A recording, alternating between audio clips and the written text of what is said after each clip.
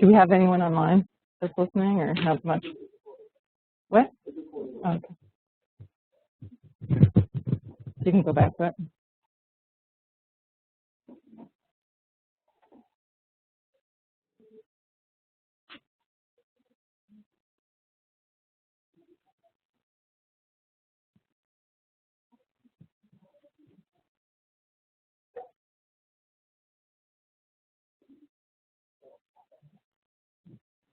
Okay. Thank you. All right, so we were the outdoor group, and the one that everyone had to walk through to go to the bathroom. In spite of that, we did get something done, we think. So we started out our discussion today talking about the specific task and how what we created out there is to be used. So just to boil it down for, this is at least our going in position. Our task specifics today in the few hours that we had together were to create content that is to be input into Denise's proposal to Kent State University for the Knowledge Science Center.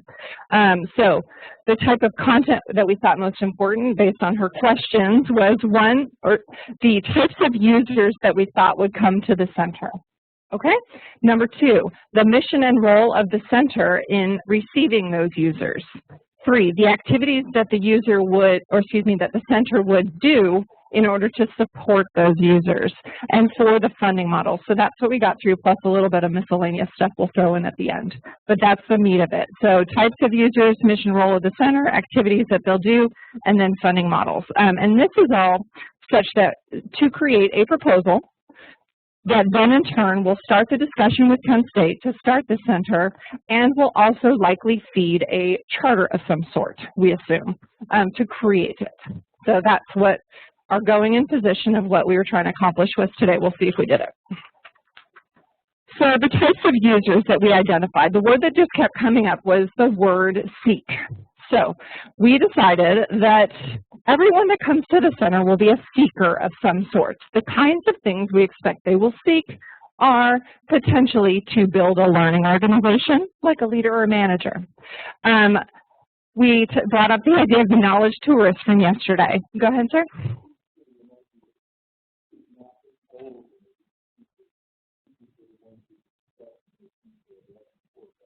Right, yes, thank you. In terms of stakeholders? Yes. The stakeholder that we focused on was the user, okay? And so we know that there's other stakeholders that we'll bring up in a bit, but these were the ones we outlined. So we talked about the knowledge tourist, the kind of guy that would come in the building, hypothetically, you know, virtually or physical, and just see what we have around to see if it interested that person. So that if you build it, they will come kind of construct. If it's there, there'll be people that look at it. The next kind of seeker we expect for this center is that of someone looking for KM process intelligence, someone seeking to establish a COP, seeking to figure out about intellectual property right process for their company. So that's kind of where we kind of bucketed the KM processes. Next, someone seeking a product of some sort. They might even not consider it a product necessarily, but looking for case studies, courses, training, templates, best practices, next practices, a lexicon, lessons learned, summaries of stuff. So those are the kind of products we expect seekers to potentially want from this organization. Next, potentially someone coming to seek a KM career or job, or at least what those would be. Also, solutions to problems. We've talked a lot about that. So someone seeking to figure out how to deal with something. As well, we kind of, could go in different categories, but innovation, like seeking an innovation matchmaker. Like, I'm working on this. Is there anyone else working on this too? So seeking connections. So this kind of, we started to get a real theme here of connections, connecting people to things, people to people, people to products, people to information, to knowledge, etc. So connecting people to people, as well as we threw this at the end, and it's kind of a product that could go into that, but we thought it important to bring up that a product that the center could provide as well for those seeking is like the top 10 things to read if you're starting a COP. The top 10 works to read if you're looking at educating yourself on intellectual capital, that kind of thing. So we call that seminal works or canonical works, or a list of those must-reads.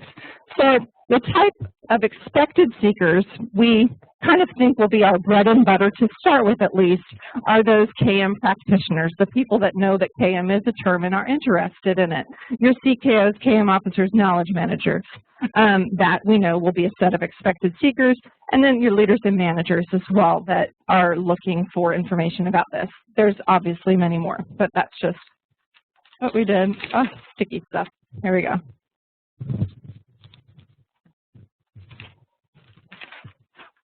Okay, so if those are the seekers, then what does the center do when someone calls them up on the phone or pings them?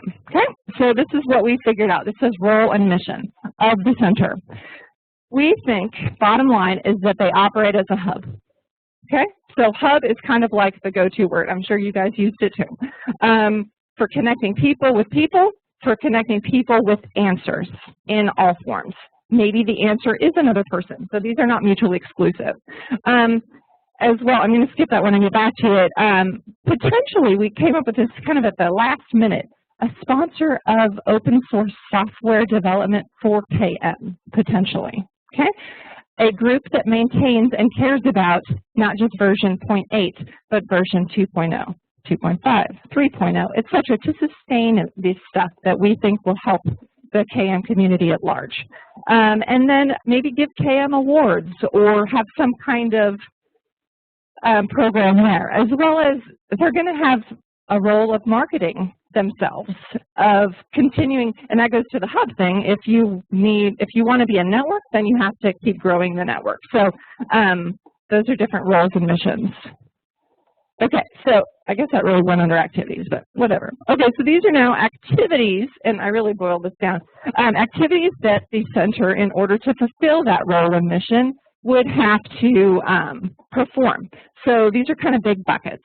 We think that the center itself will have an internally driven agenda of some sort to kind of bring up those big idea questions, those things that we think the KM community at large should be addressing. Okay, so that's your internally driven agenda.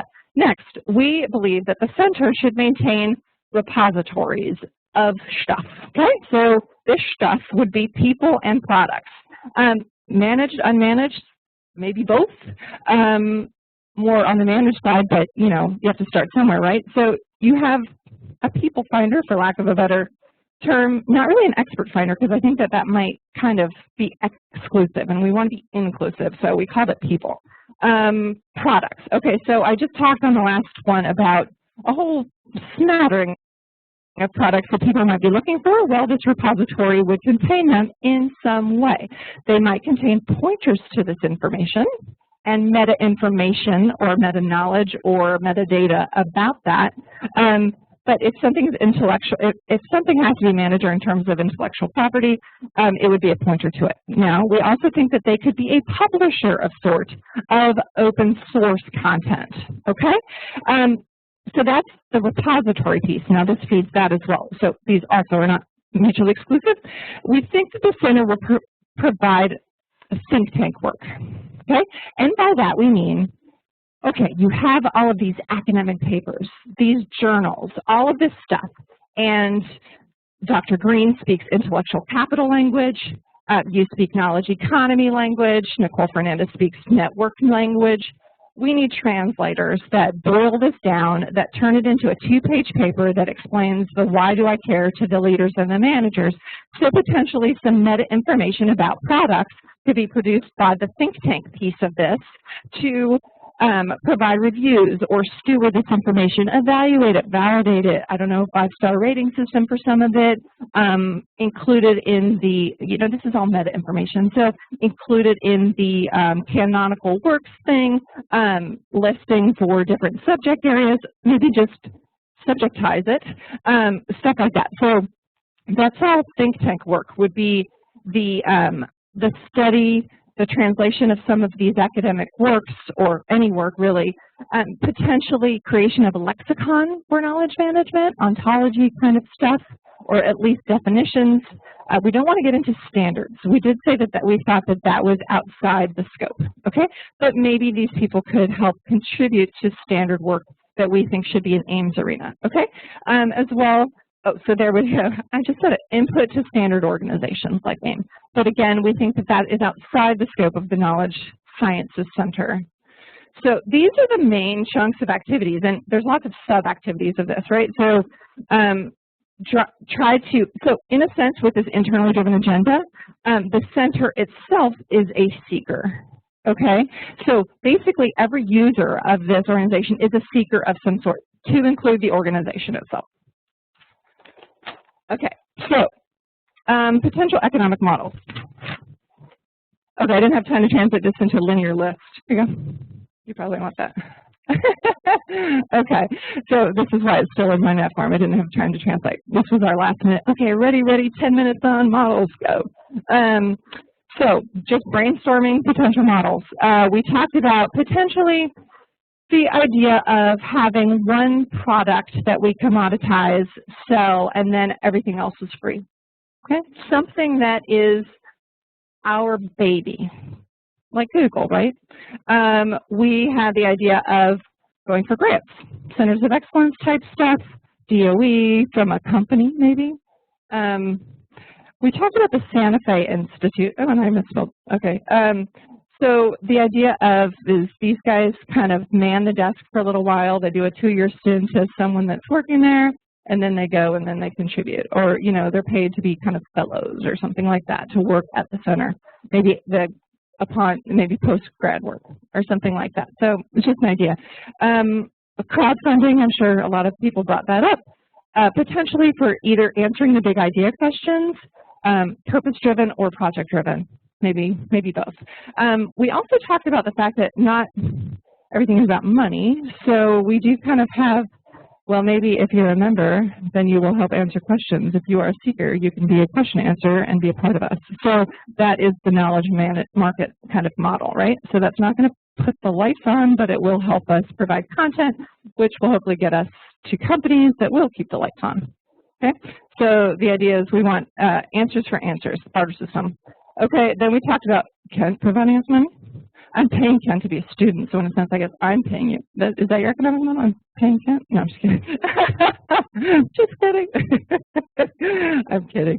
APQC has the idea where they have a company membership, and they're basically paying for consulting to a certain degree.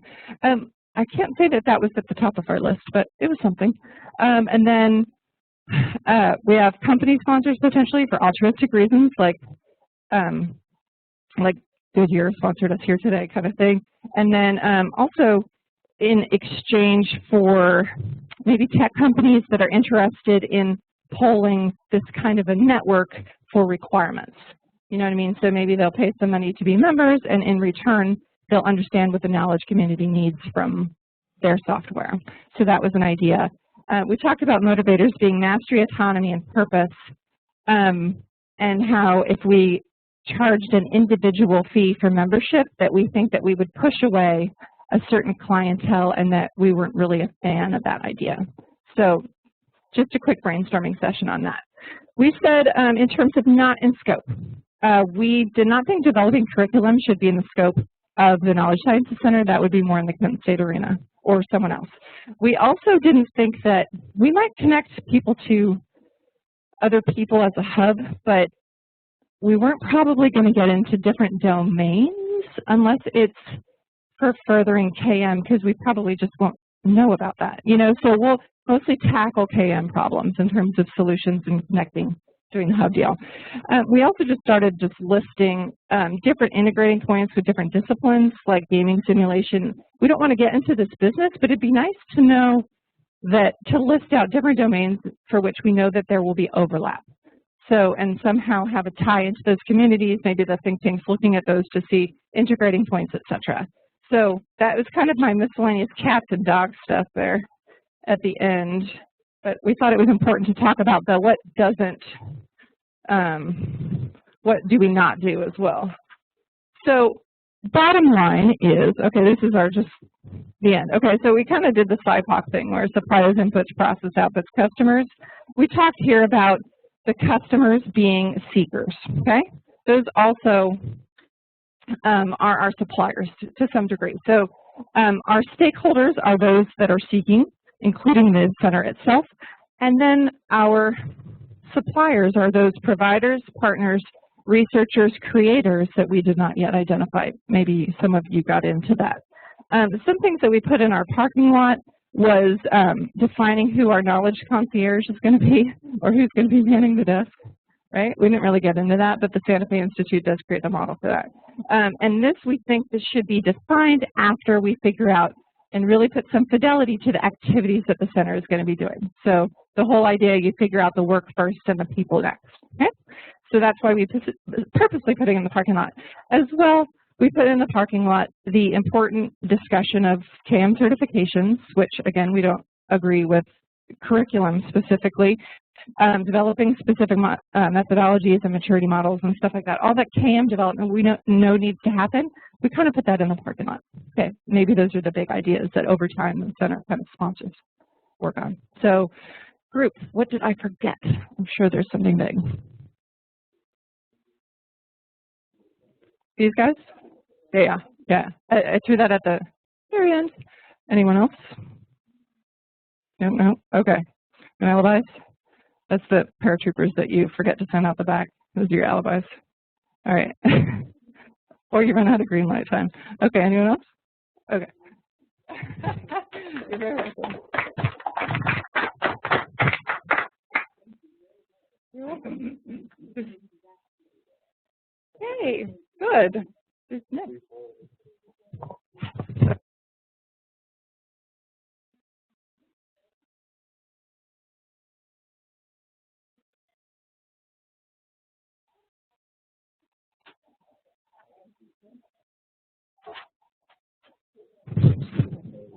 We're not going to put ours in the front here. We're going to leave it on the side.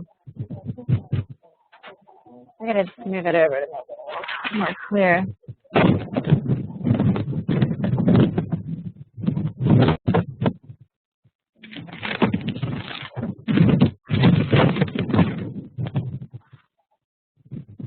So the goal of our group was to talk about business, and we focused in on answering and giving some input from the business stakeholder perspective, business and technology, the business and technology stakeholder perspective, and we focused in on those questions that we were given at the very beginning. And then after doing that, we circled back to talk about specifically this handout over here. If the top right is the photo, right? Well, we couldn't really take a photo and publish it of ourselves, but we were kind of putting together user profiles who, you know, if we broke down this group, we broke it into small and large business and state and local government. We did have somebody from the state, from Seattle City, from Seattle, Washington City, on the telephone giving us some input. So we thought about those areas. We didn't really think about it from the technologist point of view, but that's what we covered there, thinking the technologist would be in business, perhaps, I don't know. So when we finally collected the answers to our questions, kind of based on idea generation, we tried to take some of the activities that we came up with, and we came up with a lot of activities. We translated them to these blue pieces of sticky, and we transposed them, we put them on top of the agricultural model that I think everybody's kind of concentrating on and thinking maybe that agricultural extension model will be a model for knowledge management. So is everybody with us so far, what we ended up doing? Okay, so I'm just going to take you through a couple of the ideas that we came up with in answers to the question. And then I'm going to ask Gail to come up and talk a little bit about what profile information we came up with. Is that okay? Is that fair? Okay, so we came up, actually, you did such a great job, Alex. That, you know, a lot of what we talked about was covered in what Alex just presented to you. So I'll try to point out a couple of the other ideas that came out. And some of our ideas actually conflicted with some of the things you just said, so that's fair too. So our objective was to collect all this information to give it over to the staff over here.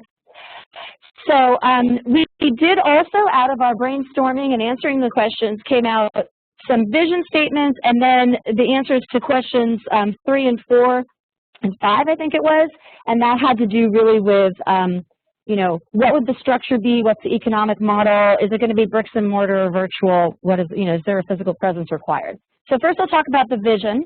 Some vision statements came out of trying to think about activities. We would mention things and people would say, that's not really a deliverable or an activity. That's really kind of an overriding vision statement, huh? It's a guiding principle.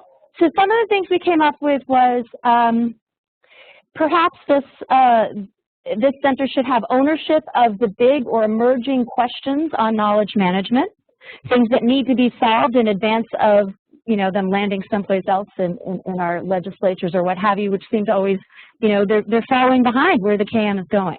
So why don't we get out in front of that and own some of these big questions? We also should walk the talk, okay? We have to be really careful that we don't put together a center that doesn't actually practice good knowledge management. So somebody ought to actually take it on. Whoever's running this center should actually be assigned the responsibility of making sure that we walk the talk. We should possibly, one of the ideas that came up was perhaps we should think about being a consumer reports / Angie's List sort of, you know, a center. I'm not sure if that's a guiding principle, but it is a general theme and idea. That we should definitely be careful to be technology agnostic, because if we're not, we could lose credibility super fast. And we mentioned the idea because we had a small business person on our team who was a really good grounding contributor. And, you know, really small business and large business might want to have a presence to have product placement like we see in all of our television these days, right? It's a new model. Perhaps that is a model, perhaps they do help to fund, but the double edge of the sword is we have to be technology agnostic. So that's going to be a challenge for us, but I think that we need to pay attention to it. We should also make sure that we have a good balance, and I think that your presentation, Alex, alluded to this, between both the short-term tactical and the long-term strategic. Thinking that, for example, a small business is going to need to have the long-term strategic. They're going to need help in that because they may not be able to invest in that kind of projection or investment.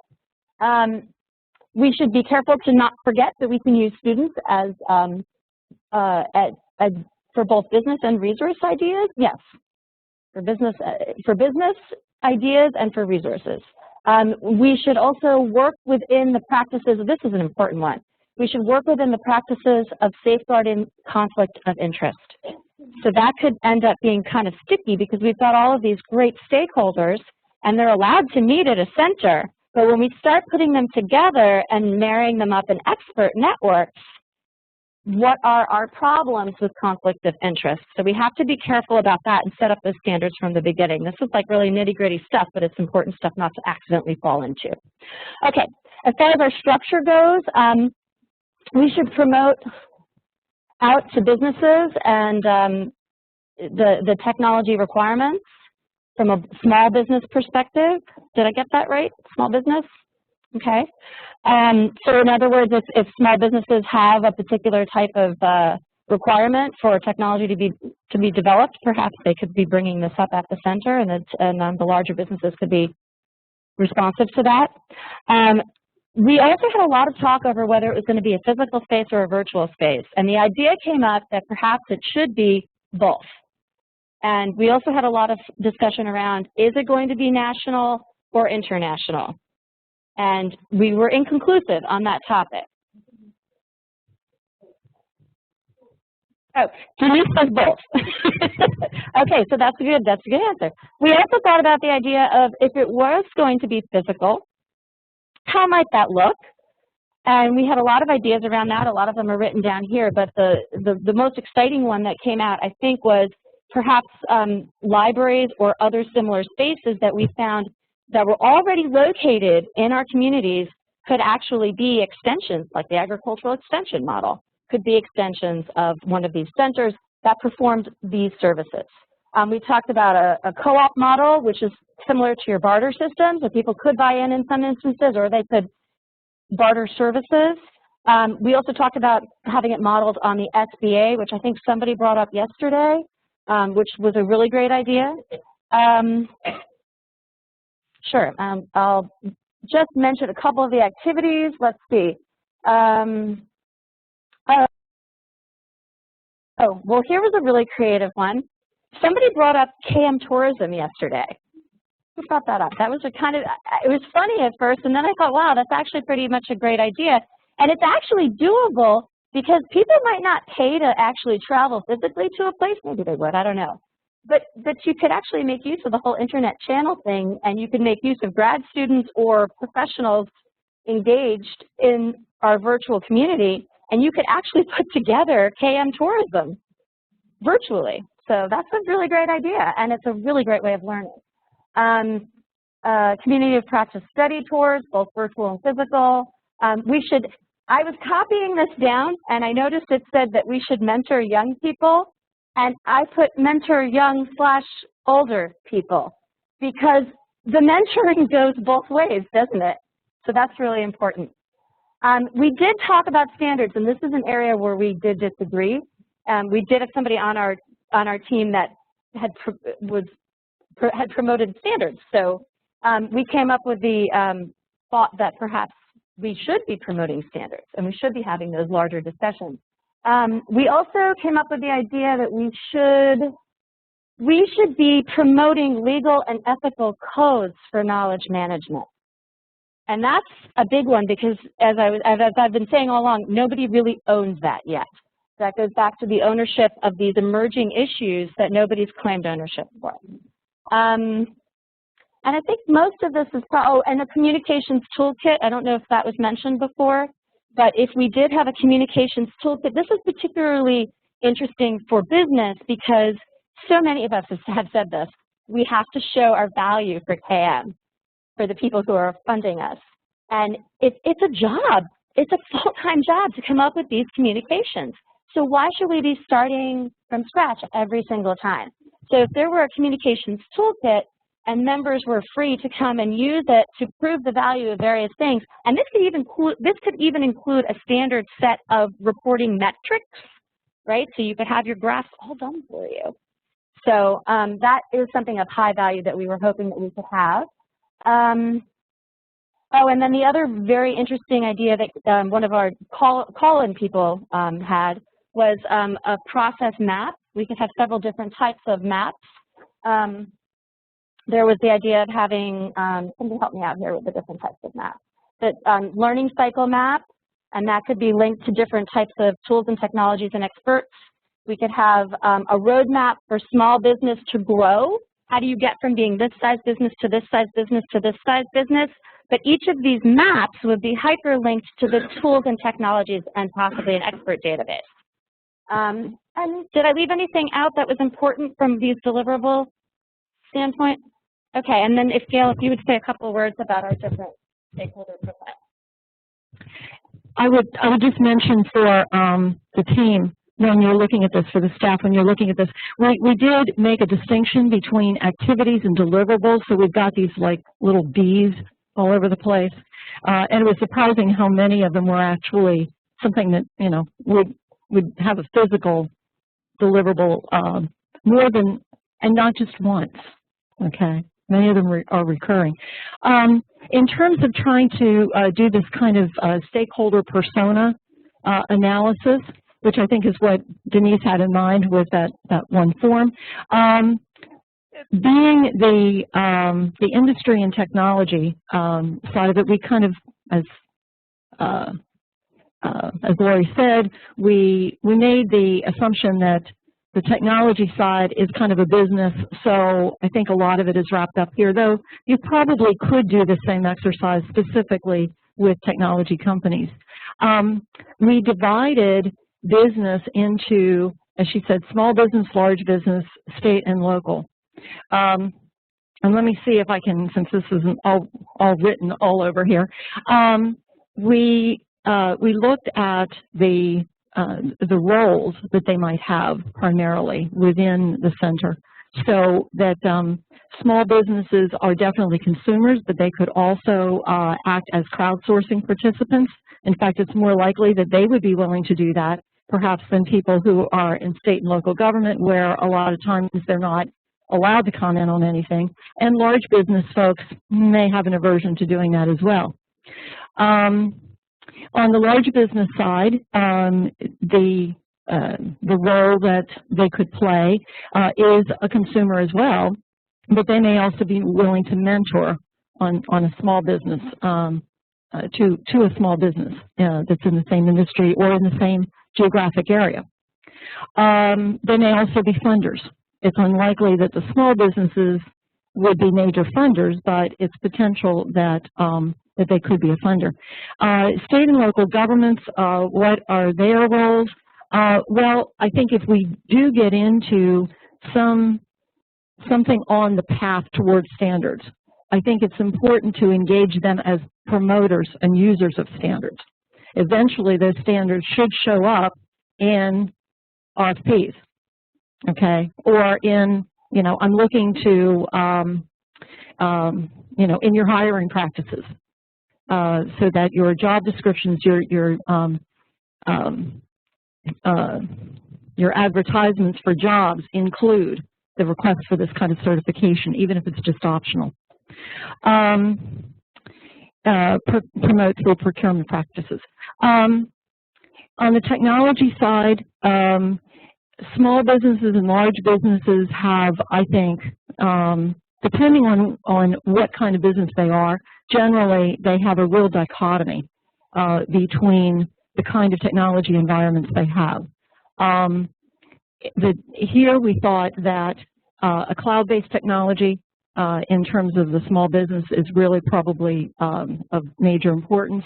Not to say that large businesses aren't going to the cloud as well, but generally they have a very high level of technology platform available to them. Now, they could also be in a situation where they're very much, you know, down the pike with one particular vendor. So they may be, you know, the enterprise architect may have said, you're a Microsoft shop, okay? And that has implications for how we can introduce some of the activities of the center to these particular large businesses. In terms of how to engage them, we talked before about, you know, getting to Small Business Administration. I think that small businesses would be very much connected in their own regions, in their own communities. So chambers of commerce or local professional organizations, there you may engage them more by having, you know, something that is very specific for their needs. On engagement behavior for large businesses, I think there you could go after it with direct, you know, more direct marketing. You can also, because a lot of these companies are major or sole employers in their areas, in their communities, they may be very interested in joining in with a regional problem, with a regional solution through KM. They may incorporate some of this in with their own company, KM, but they're doing this as part of goodwill to the community. The other aspect of engagement with large companies is getting to the CEOs or the CFOs, and they're trying to begin to help people to answer what's the ROI. We also felt that in large companies, as potentially in some of the state and local governments, you're going to see people who are acting as KM professionals now, and they're an avenue into those particular companies or state and local governments. I don't want to take too much more time here, but perspectives and goals, I think those are really important. And the small businesses are trying to stay afloat. So they've got a real, you know, short-term, potentially extremely short-term time frame. Yes, they need help, as Lori said, with some of the strategy because they don't necessarily have the time and funding for that. So that's a little bit on the long term. But they need to find something that they can implement at a place where they can save money now and do things better and be very competitive in their business or be very innovative. Large businesses, they may be divided, I think, between those that are privately owned and those that are publicly traded. I think the publicly traded ones, you're going to find that they are as profit-driven and looking to stay above. The private companies may have a little bit of luxury, you know, because of how their capital is coming, to be able to look a little more long-term. In both cases, the perspective on the business side, not on the state and local government, is that they are to them, intellectual property, intellectual capital is very important. I think they will understand those issues, and we have to address them when dealing with the activities of the center. Let's see.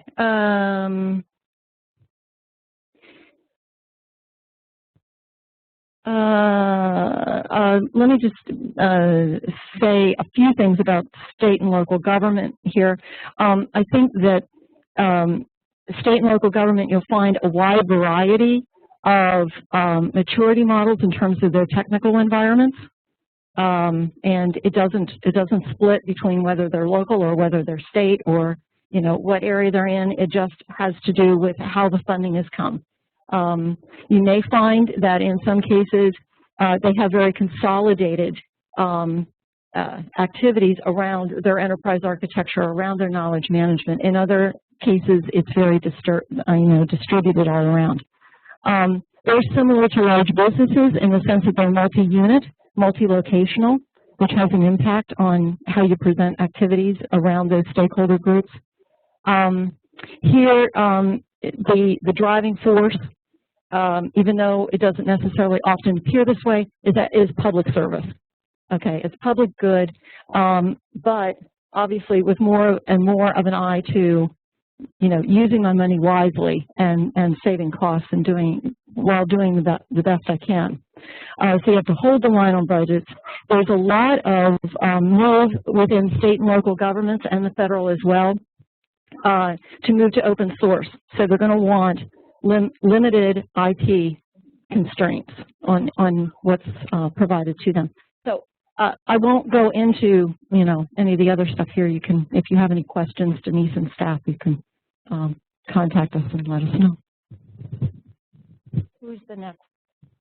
And we're still looking for photos. So if anybody wants to be, you know, our poster child for small business or large business, we'll put your picture up there. Is there another group to report? Oh, in the back.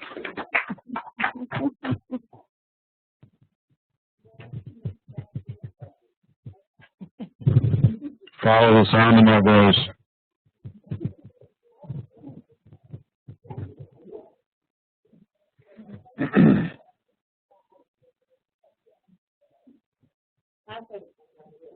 Yes, we're a mobile society in chairs.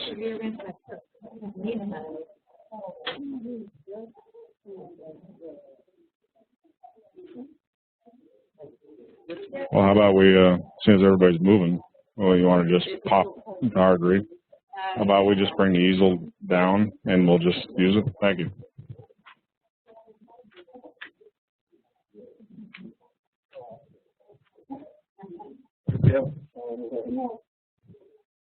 I got to go through. Yeah, got to go through Fort Bragg as a point, so we'll get to stay out in the old dilapidated barracks. But I'm sure there's not. Yeah, actually, I will go back and put in. Oh, really? We're set for that one.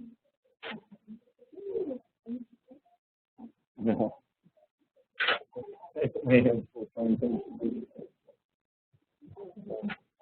Thank you.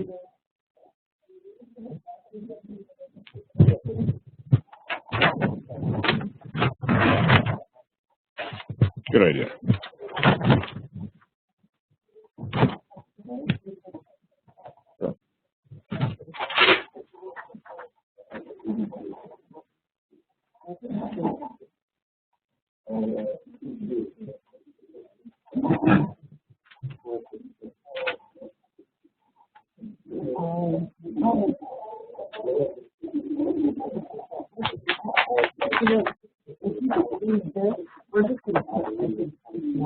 need one on. Yeah. You want? How about we just put this down? Down, yeah. Yeah, instead of trying to. Right on the corner here, because I'm going to be in the middle. Well, see everybody see that okay. And then what we'll do is I'll put this one. Move that one.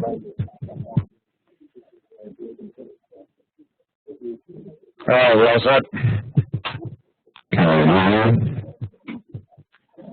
This is civil and society organizations in that venue.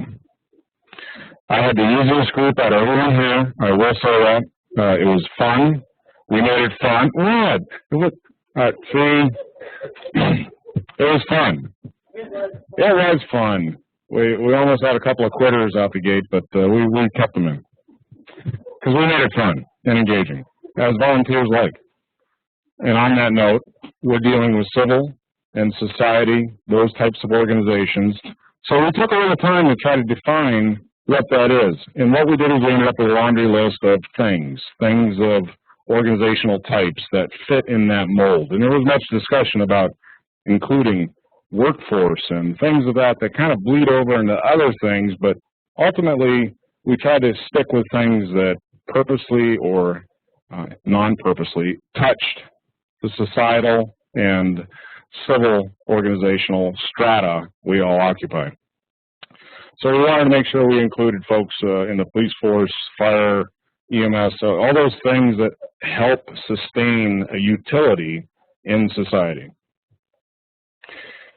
Once we walked through all that, we had a phone in on our virtual presence that actually brought in a couple of points that was actually very valuable to this collection. And that was decision makers and practitioners. Regardless where you're at in the strata of these types of things, keep in mind that how do we affect a decision maker that may not be a knowledge management proponent in that org? So we may have a practitioner that's somewhere nested below management level. So how do we end up making those folks buy into this also? So it's a consideration. These are a list of considerations to be distilled by the smart folks in Kent. Any questions on this? Does anyone have any input to this that we missed? It's pretty broad brush, and I think we wanted it to keep that way, yes.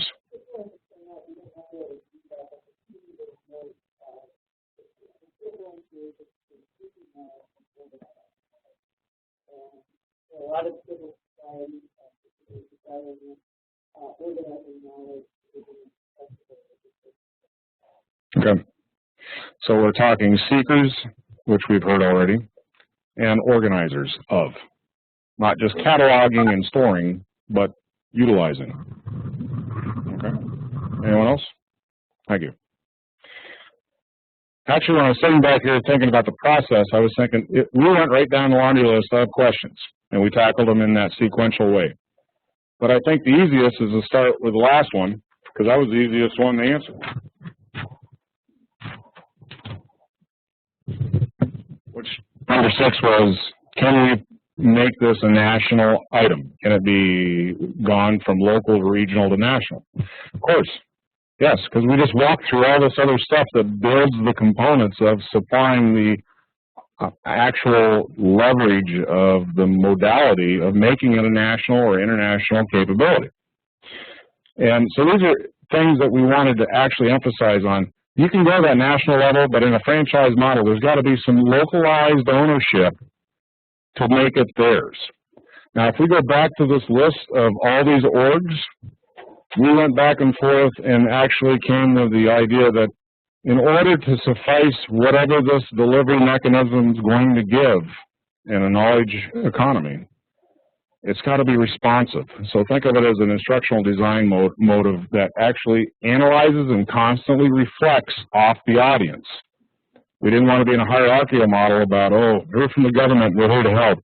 So we wanted actual participation that met their need, specific. So don't lose track of that and don't lose sight of that. And we don't want to be this bureaucratic, hierarchical thing rolling down the road, running over folks.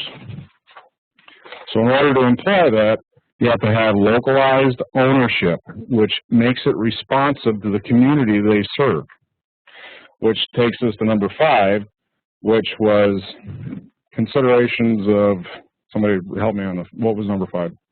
Yeah. Physical.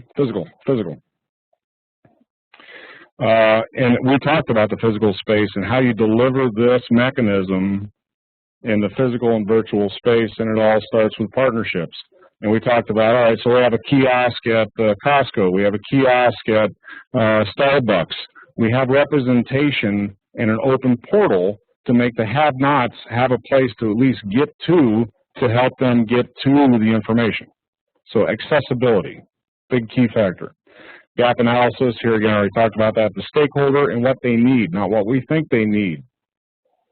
We talked about how do we deliver that? Well, you build a missionary type thing where you've got folks going out and spreading the good, evangelizing the word, KM core. Ability to study abroad, make it part of the KM courses that they send a student to go to a different community, a different regional community, a different country.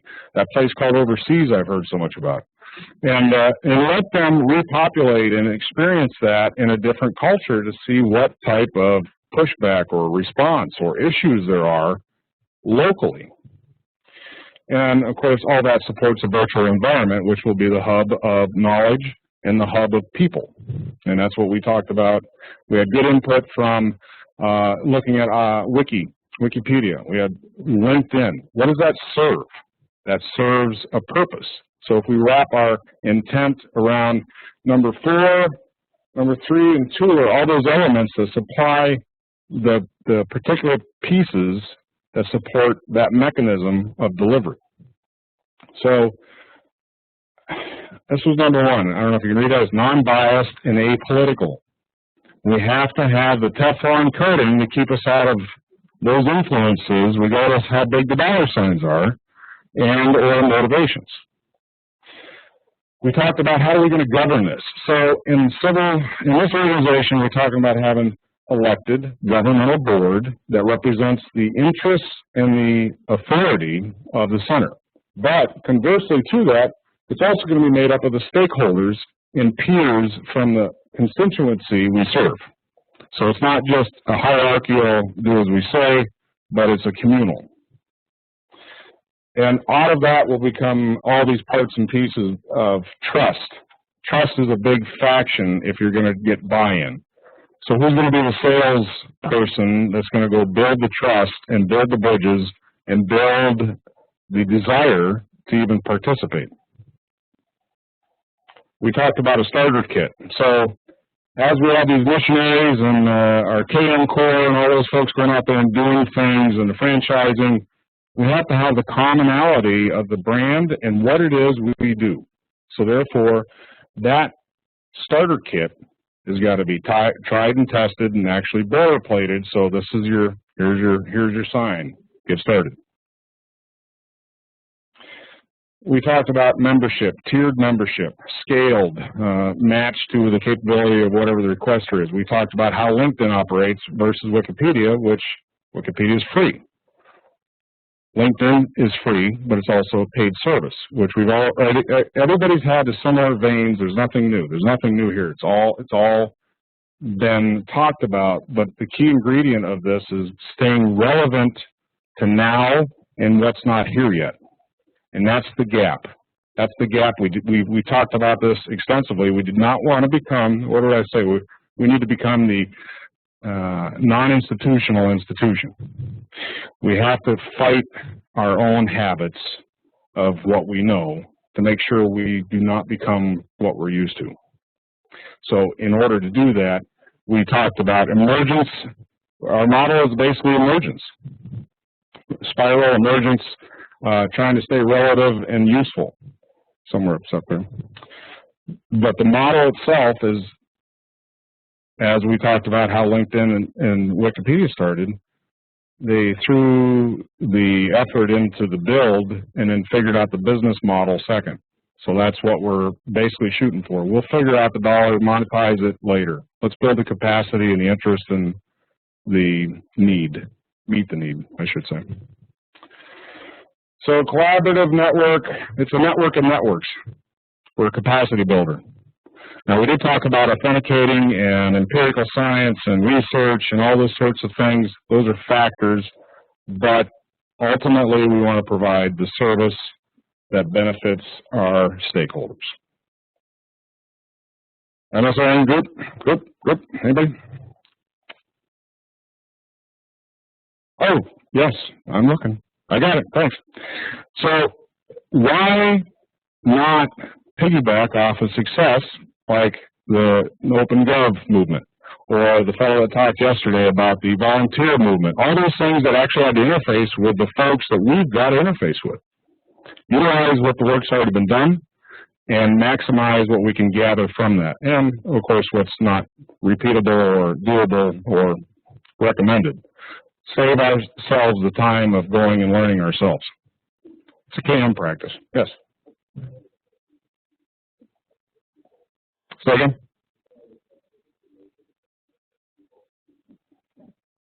Bring it on.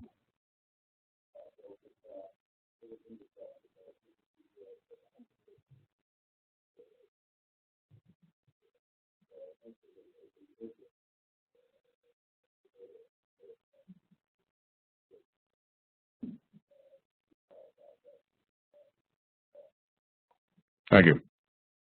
Yes. Yes.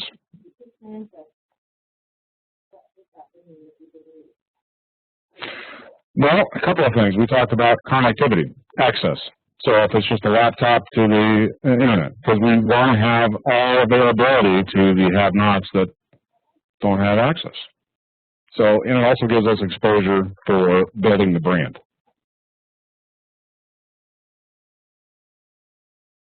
Clear as mud? Thank you. Next question.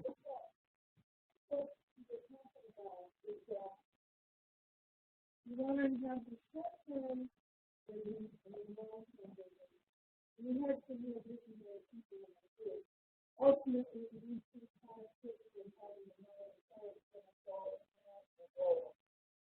order to do that, we were looking at start small, maybe just to test stage, maybe some other tools that are being to start to figure out if it's going to work.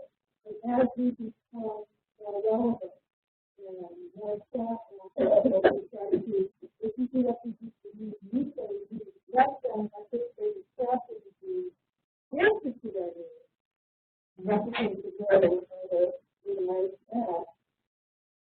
How would we spread that without having to spread major infrastructure costs? And one of the things that was brought up is using other, if you've got an internet connection, the thing is having some sort of uniformity at least in the beginning. If you're going to go to Japan or to wherever, you're going to have to customize that interface for students. That's where the better interface. And one of the things that we're very concerned about is some people don't have high-speed internet. Well, if you can get to it somehow, whether it's the next how we got there. Is that how we got there?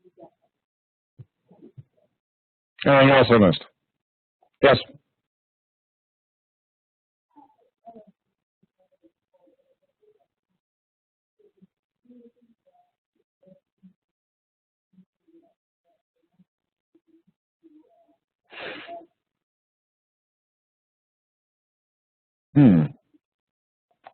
Yeah. So basically you're saying, is there anything you think we've missed that might be the fly in the ointment that throws it all back? Okay. I would say what was brought up yesterday. The semantic relationships and where's the 15 to 17-year-old category in this whole think tank? Where's the youth represented? That would be my only concern. Denise? No? Anyone else? Anyone else see any major gaps that have been blindingly stepped over? This may be it's going to be a blind spot, and we missed it in our group. Well, I'd rather stand up if you don't mind. Sorry. Okay. we missed it in our group. I didn't see it over here. It may have been here and I didn't see it either. But for those of you who have gone through Douglas Widener's course, remember the squirrels and bulls, because I've heard that discussed several times. But and Dr. Lewis, who led our discussion group, talked about the vision is to get version 1.0 of the center standing up. So a lot of these things, yeah, there's squirrels in here, some easy fixes, and then obviously a number of bulls. But one of the things that we didn't address anywhere, at least I didn't hear it, was let's look at establishing communities of practice or communities of interest in each of the bull areas and take those on as separate discussion points and let the people do the work and feedback to the system. I just didn't hear it here. I just wanted to mention it. And I have the advantage of hearing the responses to the webinars, to Ohio, and here. So it's really interesting to me. You all walk through the 5 questions really well for stakeholders, for the stakeholder groups that I really needed, right? Last week, they kind of took a broad view of, you know, we mixed everybody up in the 5 questions. And those wicked problems, I think is what you're talking about. Wicked problems, Denise Lee was participating last week, and so her big thing is wicked problems. And she clearly had that on the agenda, and assembling what Klaus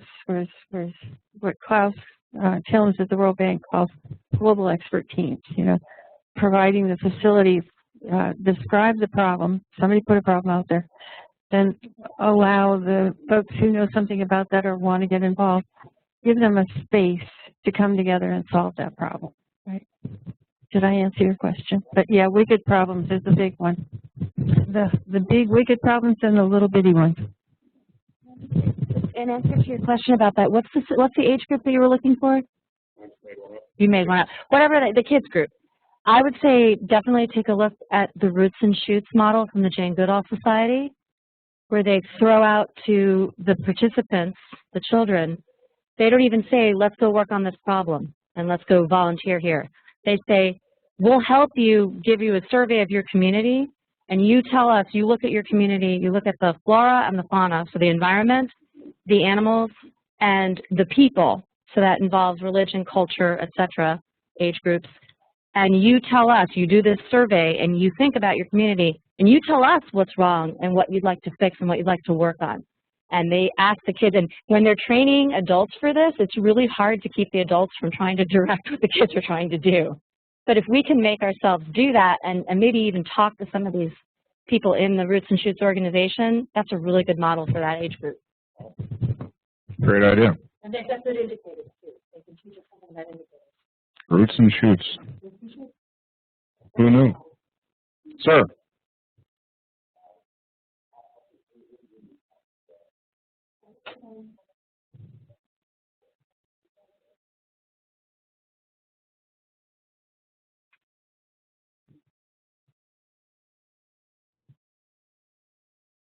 No.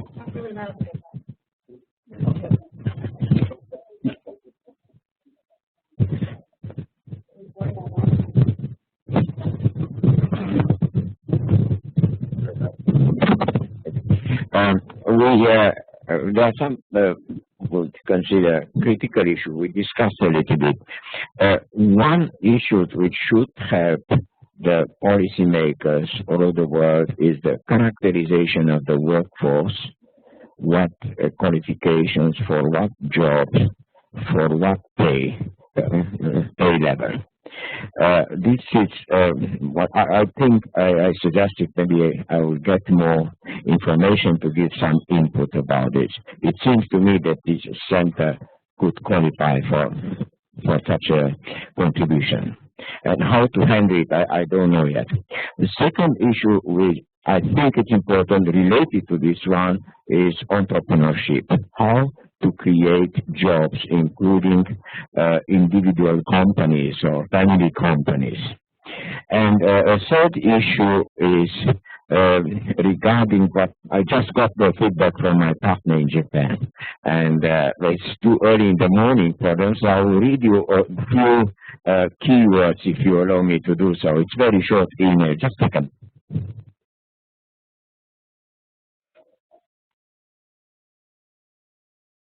So I did not hear the debate about it, but he said we must research a new knowledge representation method using a unique triplet knowledge representations, namely formal knowledge, tacit knowledge, and metadata.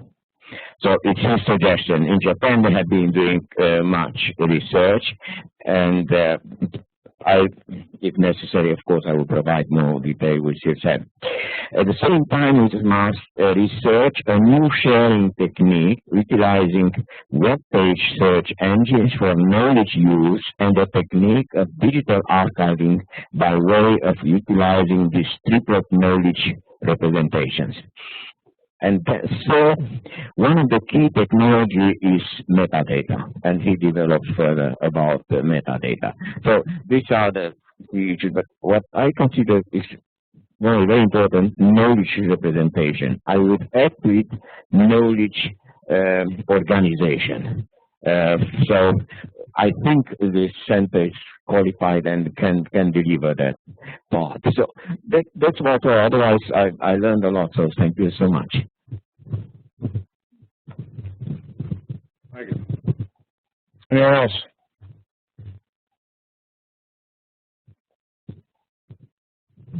Sure, I just want to say thank you, because I think that brings us back to that middle part of the whole domain that Bo was talking about, right? We talk about the knowledge sciences and the knowledge management practice, but we also need to go back into that middle thing and do that engineering representation. Okay. It's simple stuff. Let's do it. On that note, So how do I say thank you? This has just been amazing 2 days. I cannot believe that this many people came together, gave up their own time, gave their own ideas, worked together to give us all of this wonderful guidance in developing the center. I think everybody last week, this week is now vested in this center, right? So let me see. A couple of questions have come to mind to me today. Okay.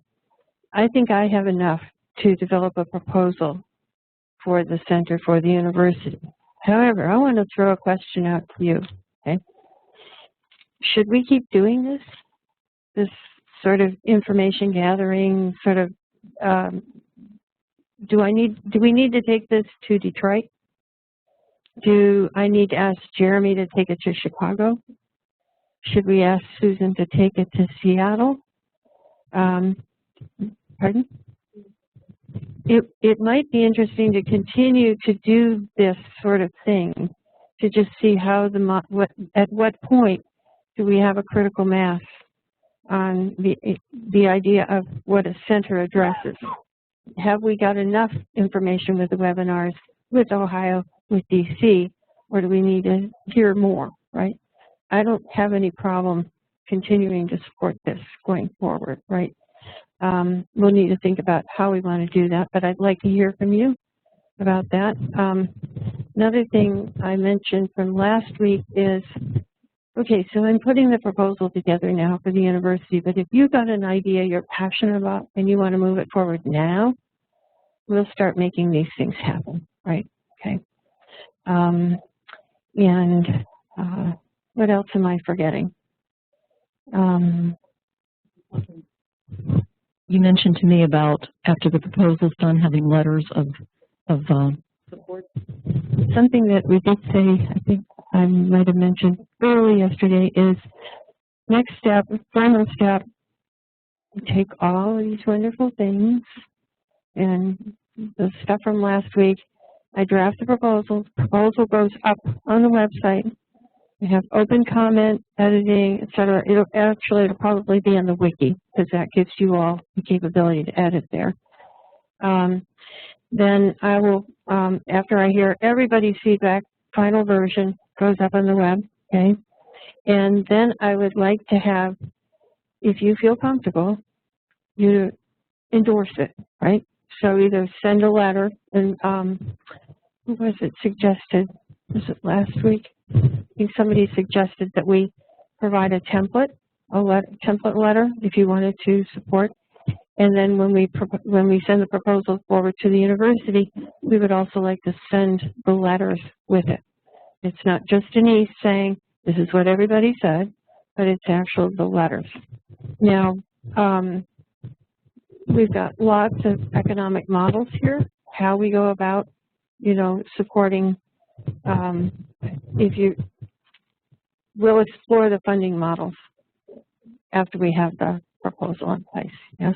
Am I making any sense? I'm sorry, my blood pressure is about 250 right now because of all this knowledge binging I've been doing for the last 2 weeks. So, oh yes. So thank you so much. We're going to start off our culture. Jake and I were talking about this. We have a knowledge sciences symposium culture that we're already creating, and each of you is going to get a little certificate of acknowledgement of all your contributions. So we can't pay you for what you did, but we can certainly say thank you, and you can put it up on your wall. Okay?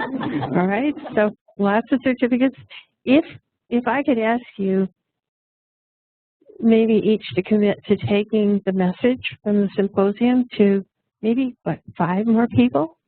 Just think, we can grow it by 1,000 people maybe. We had about 200 people contributing in the last 2 weeks. So we could get to 1,000 people. Yeah? It's going to take a lot of people to do this, right? Don't think of it as just 3 or 4 people in Ohio, right? It's going to take a whole community. Thank you all very much, very much. And we have one more opportunity, which we'd like to offer you if you're interested. Hello. If you'd like, we'd like to offer an opportunity to tour the library here. I'll take a quick peek. It's actually right across the hall. Otherwise, I'm going to be your escort out of the building because I'll take you there. But if you'd like, I can take the group first that would like to go on their way for the afternoon, and then afterwards people can stay for the tour for the National Transportation Library. So, however long you'd like it to be. It'll be quick. Yeah. Okay.